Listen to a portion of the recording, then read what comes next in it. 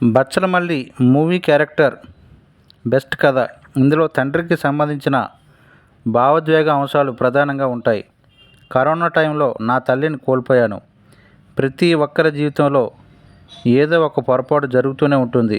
జీవితంలో వెనక్కి వెళ్ళి సరిదిద్దుకోలేని తప్పులు మూర్ఖత్వంతో చేయొద్దనే విషయాన్ని చాలా నిజాయితీగా చెప్పారు అని డైరెక్టర్ సుబ్బు మంగాదేవి అన్నారు. అల్లరి నరేష్, అమృత అయ్యర్ జంటగా నటించిన చిత్రం బచ్చలమల్లి. సోలో బ్రతుకే so better movie fame Subbu Mangadevi దర్శకత్వంలో రాజేష్ దండా, బాలాజీ గుత్తా నిర్మించారు. ఈ నెల 20న ఈ చిత్రం విడుదల కానున్న సందర్భంగా సుబ్బు మంగాదేవి విలేకరులతో మాట్లాడుతూ, రాజేష్ దండా గారికి నేను చెప్పిన బచ్చలమల్లి కథ నచ్చడంతో నరేష్ గారికి చెప్పమన్నారు. కథ విన్న నరేష్ గారు వెంటనే సినిమా చేద్దామన్నారు. పుష్ప 1లో అల్లు అర్జున్ గారిది కూలీ పాత్ర.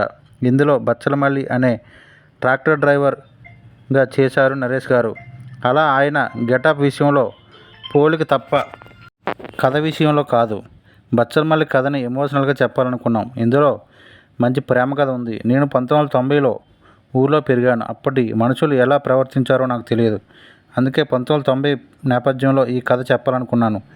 బచ్చలమల్లి పాత్రకి నరేష్ గారు పూర్తి న్యాయం చేశారు. నా తర్వాత ఈ ప్రాజెక్ట్ కోసం కొన్ని స్టోరీ లైన్స్ ఉన్నాయి. బచ్చలమల్లి రిలీజ్ తర్వాత వాటిపై దృష్టి పెడతానన్నారు.